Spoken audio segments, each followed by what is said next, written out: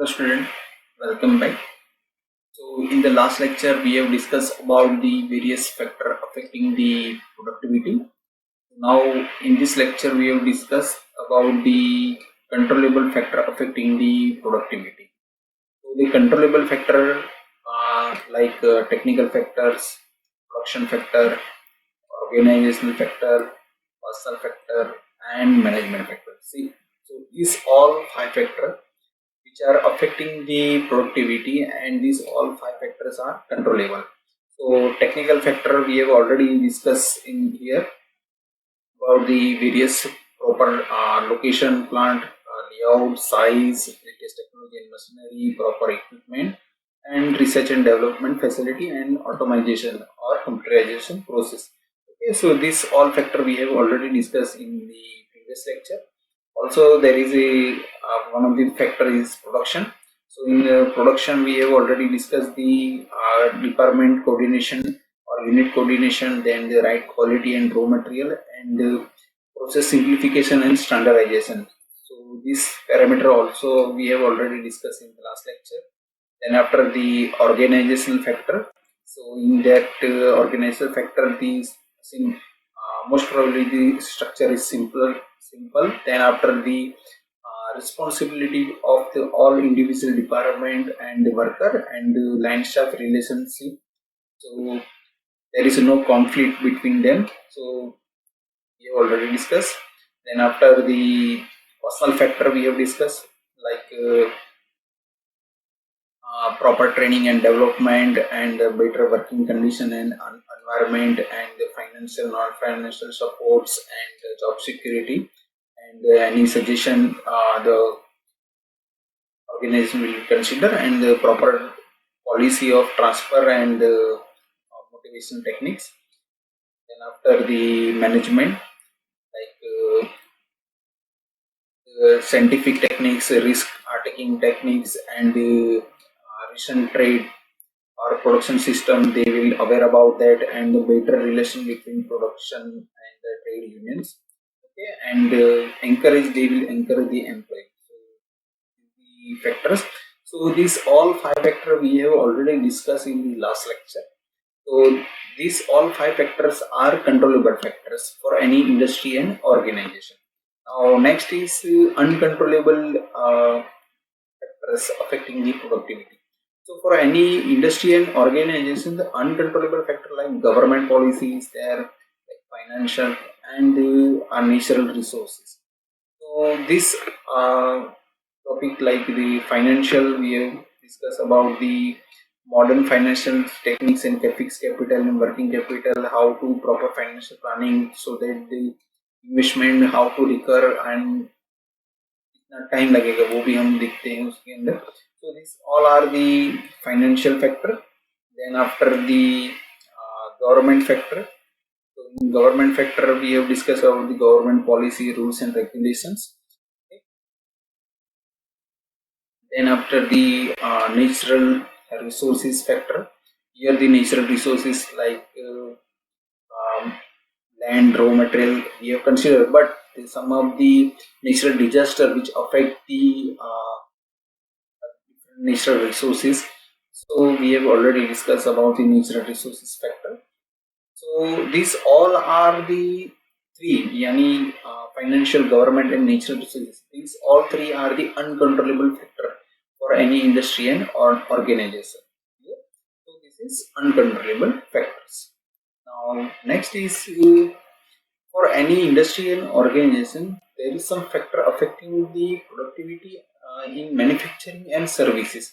तो उसके लिए मेजरली जो पॉइंट्स है उसमें है प्रोडक्ट और सिस्टम डिजाइन, सेकंड है machinery and equipment, and third है स्किल ऑफ वर्कर. तो यहाँ पे ये तीन जो फैक्टर हमने दिखाया है कि प्रोडक्शन और system design, machinery and equipment and skill of worker, ये सिर्फ हमने नाम बदले हैं, लेकिन ये जो है ऑलरेडी हमने डिस्कस किया हुआ है कि प्रोडक्ट और सिस्टम डिजाइन क्या है. तो आप देखोगे कि प्रोडक्शन फैक्टर जो है तो वही हमको यहाँ पे मेंशन करना है. Okay, then after the other factor is machinery and equipment. तो तो मशीनरी और इक्विपमेंट में भी हमने सभी पैरामीटर्स हमने कंसीडर किए, यानी टेक्निकल फैक्टर जो है उसको मैन्युफैक्चरिंग और सर्विस में जो है हम उसको बताते हैं कि machinery equipment factors. Then after skill of worker, तो वो जो हो गया हमारा पर्सनल फैक्टर। ओके, तो सिर्फ नाम बदले गए, जो हमने ऑलरेडी 8 फैक्टर्स हमने प्रीवियस लेक्चर में डिस्कस किए हुए। तो सिर्फ अगर आपको क्वेश्चन इस तरह से पूछते हैं कि factor affecting productivity manufacturing and service, तो in that only this 3 points to be consider, और उसके अंदर जो कंटेंट आपको लिखना है तो ऑलरेडी मैंने प्रीवियस लेक्चर में आपको बता दिया है। तो सिर्फ आपको अगर ये टाइटल आता है कि मैन्युफैक्चरिंग सर्विस, तो आपको सिर्फ ये 3 पॉइंट लिखने हैं, और उसके अंदर की जो डिटेल है ऑलरेडी प्रीवियस लेक्चर में कंसीडर हमने कर लिए, तो वही पॉइंट आपको यहाँ पे लिखने हैं प्रोडक्ट और सिस्टम डिजाइन में, मशीनरी इक्विपमेंट में और स्किल ऑफ वर्कर में। Clear? So this is factor affecting productivity in manufacturing and services. Now let's move forward.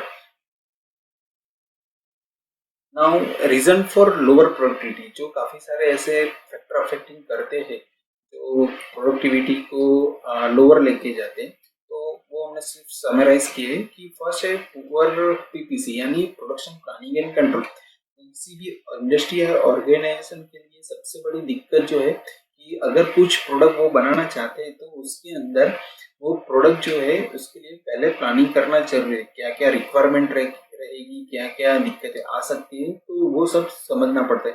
तो ऐसे भी आप दूसरे पार्ट में आप समझ ही रहे होंगे कि प्रोडक्शन प्लानिंग कंट्रोल क्या है, किस तरह से हमको वो एग्जीक्यूट करने हैं, कितने डिफरेंट फेजेस है, तो वो सब भी है प्रोडक्टिविटी पे इफेक्ट करेंगे, तो वो भी काफी जरूरी है फॉर इंक्रीजिंग दी प्रोडक्टिविटी। या वो लोअर प्रोडक्टिविटी किस तरह से दिखाते हैं, वो भी हमको समझना जरूरी है। Then after lower low motivation of people, तो इंडस्ट्री ऑर्गेनाइजेशन में जो लो वर्कर है या को वर्कर है, उसकी बात नहीं सुनते, उसको प्रॉपर मोटिवेशन नहीं मिल रहा है, तो भी प्रोडक्टिविटी जो है डाउन हो सकती है। Then after lack of coordination, proper coordination unit या डिपार्टमेंट के बीच नहीं है, या ऑपरेटर या शिफ्ट इंचार्ज के बीच में नहीं है, तो भी प्रोडक्टिविटी हमारी डाउनवर्ड जा सकती है। Then after unavailability of right tools, material and human force, अगर इन टाइम में हमारे पास जो इक्विपमेंट चाहिए वो अवेलेबल नहीं है, कुछ रॉ मटेरियल अवेलेबल नहीं है, या जो मैन पावर की रिक्वायरमेंट है, शॉर्टेज ऑफ मैन पावर, तो भी ये दिक्कतें आ सकती है। Then after poor product design, अगर डिजाइन ही पुअर है, उस पर काफी सारे अच्छे प्रोसेस हमारे पास मशीनरी है, लेकिन उसकी डिजाइन ही ऐसी है, इसकी वजह से प्रोडक्ट जो है उसके फेलियर के चांसेस बढ़ जाते हैं, या उसकी प्रोडक्शन जो है या वेस्ट ऑफ मनी या वेस्ट ऑफ टाइम है। तो this is one of the parameter की उसकी डिजाइन जो है वो पुअर है, उसकी वजह से भी प्रोडक्टिविटी कम होती है। Then after lack of standardization part हम यूज नहीं कर रहे, उसकी वजह से भी हमारी प्रोडक्ट जो है वो काफी सारे प्रोडक्ट जो है वो डाउन फेस में जा रही है, तो स्टैंडर्डाइज पार्ट की वजह से भी प्रोडक्टिविटी कम हो सकती है। या इन हाउस हम मैन्युफैक्चरिंग कर रहे हैं, उसकी वजह से काफी ज्यादा टाइम लग रहा है, तो मार्केट में ऑलरेडी स्टैंडर्डाइज पार्ट अवेलेबल, फिर भी हम इन हाउस मैन्युफैक्चरिंग कर रहे हैं, तब भी प्रोडक्टिविटी डाउन हो सकती है। Then after poor working environment, sufficient ventilation provide नहीं, लाइट नहीं प्रोवाइड है, तो वो काफी सारी दिक्कतें भी आती है। Then after the non standard method of working, जो एग्जिस्टिंग मेथड है या पुरानी तरीके से कुछ जुगाड़ करके हम प्रोडक्शन कर रहे हैं, तो वो सही नहीं है। तो साइंटिफिक टेक्निक्स या प्रिंसिपल को यूज करना जरूरी है, क्योंकि अगर जब तक हम कुछ जुगाड़ करके कुछ पार्ट या प्रोडक्शन करते रहेंगे, तो कभी कभार ऐसी दिक्कत आ सकती है कि हम जो प्रोडक्शन एक्चुअल प्रोडक्शन करना चाहें, तो हर जगह पे वो जो जुगाड़ है वो नहीं चल सकता है। तो this is the non standard method of working. Then after government policy, government हर बार अपने कुछ पॉलिसी चेंज करती है, कुछ एनवायरनमेंट के लिए रूल्स रेगुलेशन बनाती है, कुछ एनर्जी के टर्म में भी कुछ प्राइस बढ़ाती है, या सप्लाई ऑफ जो नेचुरल रिसोर्स है उसके बारे में भी कुछ कंट्रोलेबल पैरामीटर्स रखती है, तो उसकी वजह से भी प्रोडक्टिविटी जो है वो कम हो सकती है।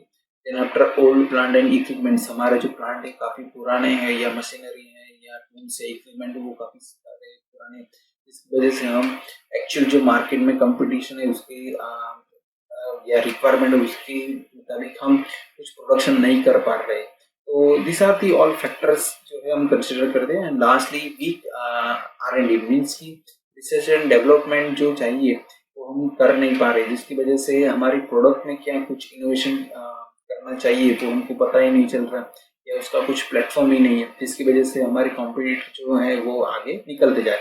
सो these are the factor which decrease the productivity or lower the productivity. Now next different ways to improve this productivity. तो हमने अभी तक जो फैक्टर अफेक्टिंग प्रोडक्टिविटी देख लिया, उसके कारण प्रोडक्टिविटी में कौन से समराइज भी कर ली गई, कौन से फैक्टर जो है उसकी वजह से प्रोडक्टिविटी डाउन हो रही, तो उसके लिए डिफरेंट टेक्निक्स या वेज है जिसकी वजह से हम प्रोडक्टिविटी इंक्रीज कर सकते हैं। तो लेट्स सी कौन सी वो टेक्निक्स है। तो फर्स्ट जो इम्प्रूवमेंट है उसके लिए मशीन है, देन आफ्टर मैनेजमेंट है, देन आफ्टर प्रोसेस है, so and last one is work design. तो यहाँ पे हम देखेंगे कि मशीन में हम क्या कर सकते हैं। तो मैन्युअल लेबर जो है उसकी रिप्लेस करके हम ऑटोमेटिक मशीन या ऑटोमेशन सिस्टम जो है वो लाइन जो है वो लगा सकते हैं, तभी प्रोडक्टिविटी इंक्रीज हो सकती है। देन आफ्टर मैनेजमेंट में है कि motivation to work force, man power जो उसको प्रॉपर मोटिवेशन जो है वो मिलना जरूरी है। Also the better production planning control, जिसकी वजह से जो एग्जीक्यूट करना है, एक्सिट जो प्लान हमने बनाया है उसके मुताबिक जो रॉ मटेरियल, मैन पावर है, मशीनरी है, फाइनेंशियल सपोर्ट है, इक्विपमेंट है, टूल्स है, जिसकी भी जो रिक्वायरमेंट है वो सभी रिक्वायरमेंट इन टाइम में जो सॉफ्टवेयर पे जो वर्क कर रहे हैं या जो शिफ्ट में वर्क कर रहे हैं या लाइन पे है, तो उसको टाइम टू टाइम वो सब चीजें जो है मिलती रहे। Then after the process, use the computerized system, okay, for better control of material and information. यहाँ पे information यानी closed loop system कि कितना प्रोडक्शन हो चुका है, किस तरह से प्रोडक्शन हो रहा है, या CNC मशीन है तो उसमें अगर जॉब माउंट करते हैं तो कितना मशीनिंग हो चुका है, कितना बाकी है और कितना टाइम लगेगा, okay?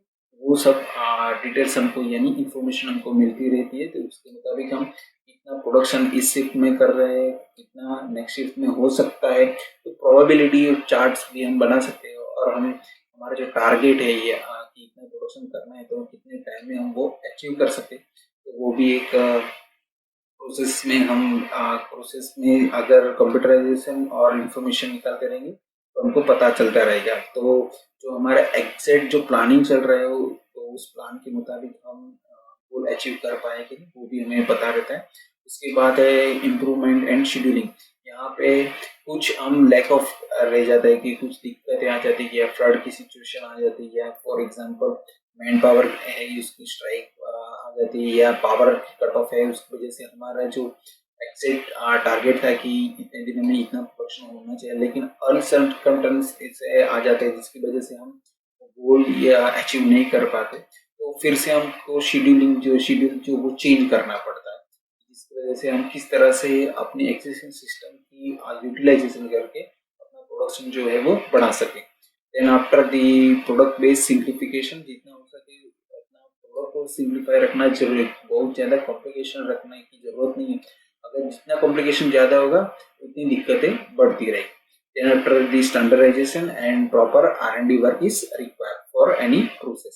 Then after the work design, तो वर्क सिंप्लीफिकेशन रखना जरूरी है, वर्क का मेजरमेंट प्रॉपर रखना जरूरी है, जॉब सेफ्टी भी रखना जरूरी है, और दूसरी चीज़ है कि मेरिट बेस्ड रेटिंग मीन्स की परफॉर्मेंस जो आती है उसको मोटिवेशन मिलना चाहिए, और ऑन जॉब ट्रेनिंग जो है वो भी एक बड़ा पैमाना है कि वो भी रखना जरूरी है।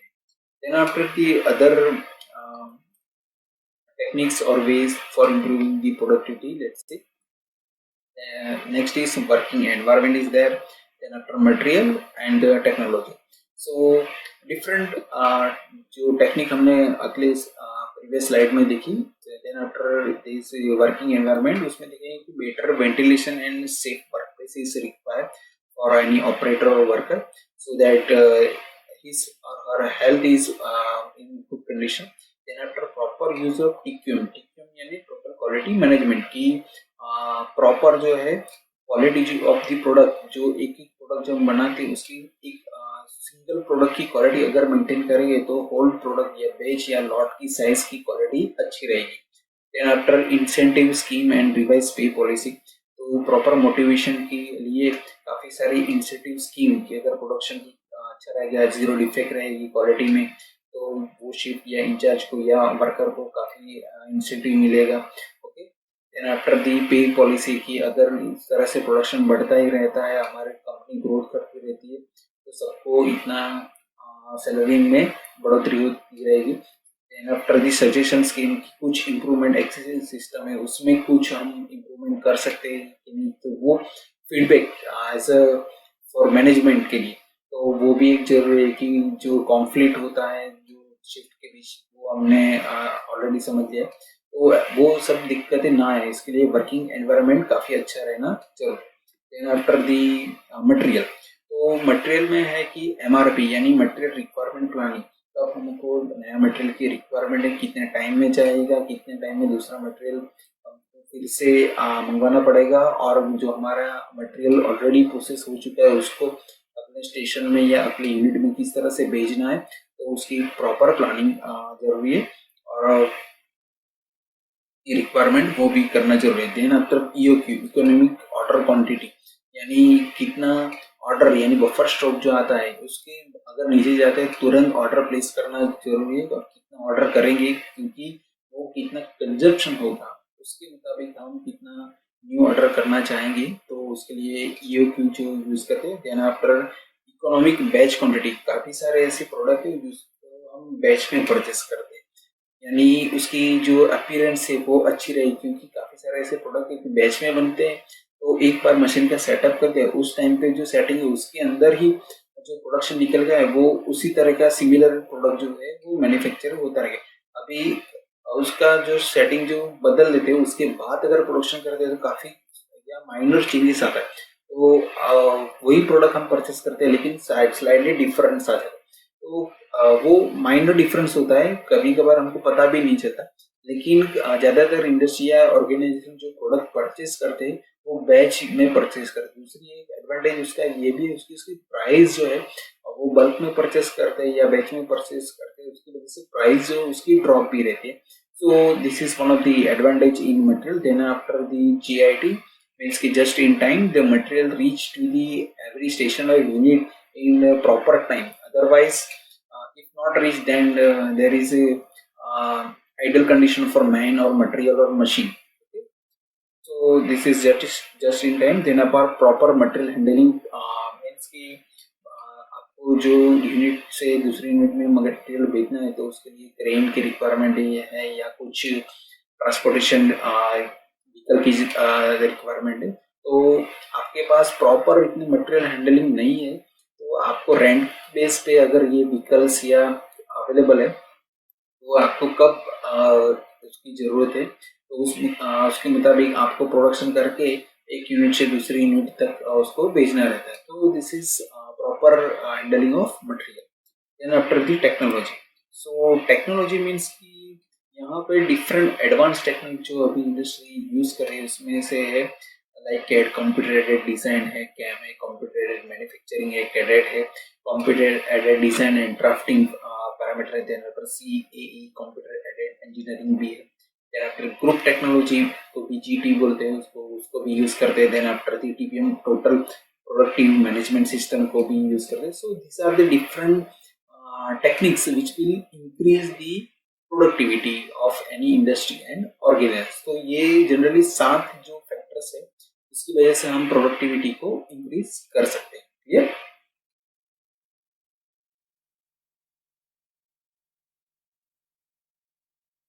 नाउ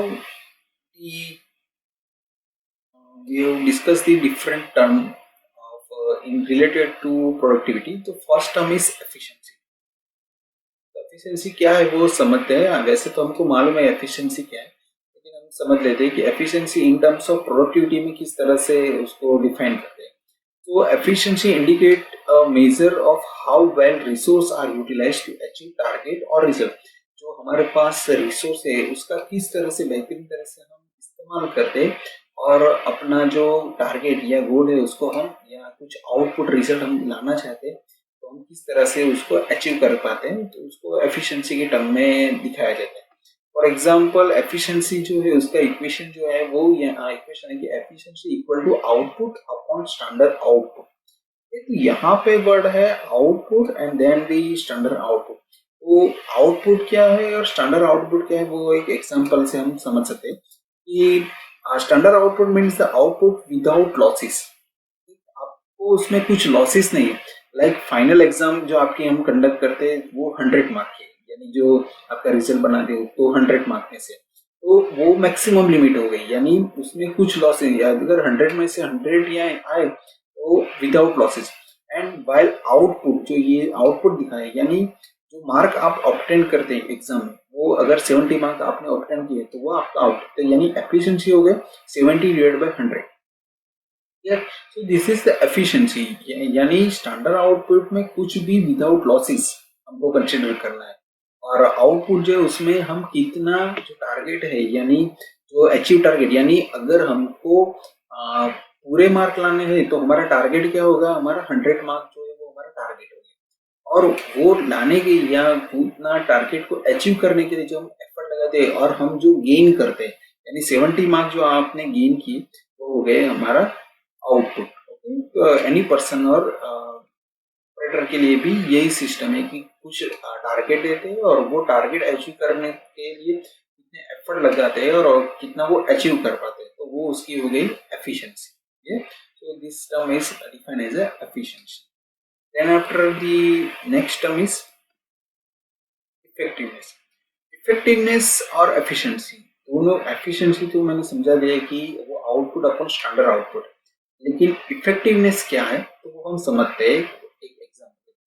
तो यहाँ पे आप देख सकते हैं कि ये जो इमेज है उसमें एक पेशेंट है और एक डॉक्टर है, और डॉक्टर उसको एग्जामिन कर रहा है और एग्जामिन करने के बाद बोल रहा है फैमिली मेंबर को, वो बुलाते हैं और उसको बोलता है कि सम मेडिसिन इमीडिएटली रिक्वायर, क्योंकि पेशेंट की हालत काफ़ी अभी इतनी अच्छी नहीं है, तो इमीडिएटली वो मेडिसिन या ब्लड जो है उसकी रिक्वायरमेंट है।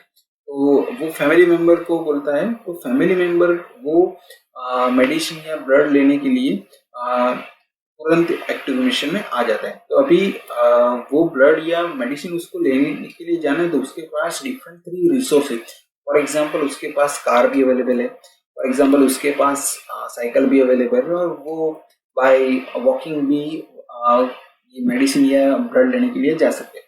तो यहाँ पे जो है ये 3 रिसोर्सेस उसके पास अवेलेबल है। इधर वो कार लेकर जा सकता है, बाइसिकल लेकर जा सकता है, या बाय वॉकिंग कंडीशन में भी वो जा सकते हैं। तो different type of transportation model are available for this particular family person.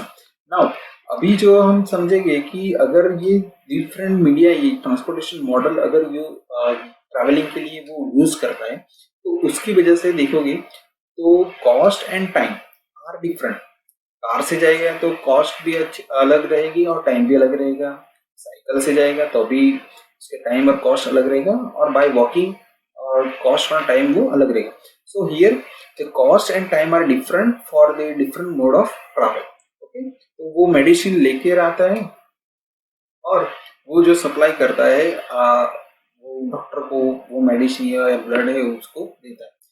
अभी इफेक्टिवनेस क्या है वो हम समझेंगे, ये तो एक्टिविटी हो गई। तो यहाँ पे देखेंगे कि पेशेंट डाई, अगर हम मेडिसिन लेकर आते हैं by using this 3 media, okay, by car, bicycle और बाय वॉकिंग करके लेके आते हैं, तो डिफरेंट कॉस्ट एंड टाइम तो हो गया, लेकिन यहाँ पे वो लाते हैं फिर भी पेशेंट जो है वो मर जाता है। Okay, so patient die then the effort is not effective. जो हमने यहाँ पे प्रयत्न किए हैं वो इफेक्टिव नहीं है, लेकिन अगर वो बच जाता है but patient survive then the effort is effective. Okay, यानी हम कार लेके जाते हैं या बाइसिकल लेके जाते हैं या फिर वॉकिंग करके जाते हैं। ओके, तो यहाँ पे जो ट्रैवलिंग मोड ऑफ ट्रैवल है उसकी जो कॉस्ट और टाइम है वो डिफरेंट आएगी, लेकिन अल्टीमेटली जो गोल है हमारा, यानी जो टारगेट है पेशेंट को बचाना, तो अगर वो पेशेंट जो सर्वाइव कर जाता है तो हम कह सकते हैं कि उसकी इफेक्टिवनेस है। सो यहाँ पे एक्सप्लेन करेंगे कि effectiveness is measure of degree of achievement. यहाँ पे अचीवमेंट और सक्सेस या अचीवमेंट हमारे केस में क्या है, पेशेंट बचना जरूरी है, तो वो हो गया हमारा अचीवमेंट और सक्सेस ऑफ एन ऑब्जेक्टिव और टारगेट। तो टारगेट था कि हम कोई भी मीडिया का यहाँ पे यूज करते हैं, लेकिन हमारा जो अचीवमेंट या सक्सेस है कि पेशेंट को बचाना है, तो हम फुलफिल कर पाते हैं। तो यहाँ पे उसको इफेक्टिवनेस के टर्म में हम कंसिडर कर सकते हैं कि इफेक्टिव यानी एफिशिएंसी और इफेक्टिवनेस दोनों अलग अलग टर्म है। तो एफिशिएंसी यानी आउटपुट अपॉन स्टैंडर्ड आउटपुट है।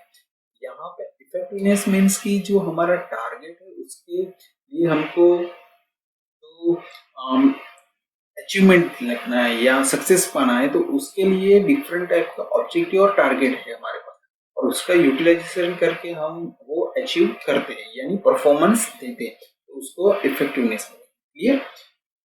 Then after the next term is productivity index. तो productivity is the integration of both efficiency and effectiveness. It indicate a combined effect of resource utilization. Resource यानी यहाँ पे efficiency आएगी and the performance means की effectiveness. Clear. So the combined effect of this efficiency and effectiveness use in defining a term productivity index. तो efficiency और effectiveness दोनों term मैंने समझा दिए, तो उसका कंबाइंड इफेक्ट जो आएगा उसको बोलेंगे प्रोडक्टिविटी इंडेक्स। ये यानी efficiency means output upon standard output, और इफेक्टिवनेस मींस की जो सक्सेस पाने है उसके लिए हम कितनी ऑब्जेक्टिव या टारगेट को यूज करते हैं। तो दिस इज प्रोडक्टिविटी इंडेक्स। तो प्रोडक्टिविटी इंडेक्स से उसको डिफरेंट टर्म में भी डिफाइन करते हैं, जैसे कि productivity index define as the performance achieve and input resource consume, उसके लिए कितने इनपुट रिसोर्स हमने कंज्यूम किया। दूसरा जो उसको टर्म डिफाइन करते हैं कि productivity index define as a productivity in current year and productivity in base year. कुछ साल का हम रेफरेंस लेते हैं, उसके मुताबिक हम करंट ईयर का परफॉर्मेंस को मेजर करते हैं, तो उसको भी प्रोडक्टिविटी इंडेक्स बोलते हैं। Then after the productivity index define as effectiveness efficiency. Here, so this is productive index. So productive index can be classified or defined in different way, but in different cases the applicable. So अभी तक इस lecture में हमने जो देखा है कि various controllable factor, uncontrollable factor, then after the कौन से फैक्टर है जो प्रोडक्टिविटी को डिक्रीज करते हैं या लोअर लेकर जा सकते हैं, और उसके बाद हमने देखा कि प्रोडक्टिविटी को अगर इम्प्रूव करना है तो कौन कौन से फैक्टर्स हैं और किस तरह से हम इस फैक्टर में इम्प्रूवमेंट ला सकते हैं, तो वो हमने डिस्कस किया। उसके बाद जो है हमने डिफरेंट टर्म जो समझने की कोशिश की, जिसमें एफिशिएंसी क्या है, इफेक्टिवनेस क्या है, और लास्टली हमने जो डिस्कस किया है वो है प्रोडक्टिविटी इंडेक्स। क्लियर। तो इस लेक्चर में हमने इतना टॉपिक जो है कवर किया। तो in the next lecture we will continue. Thank you for your attention.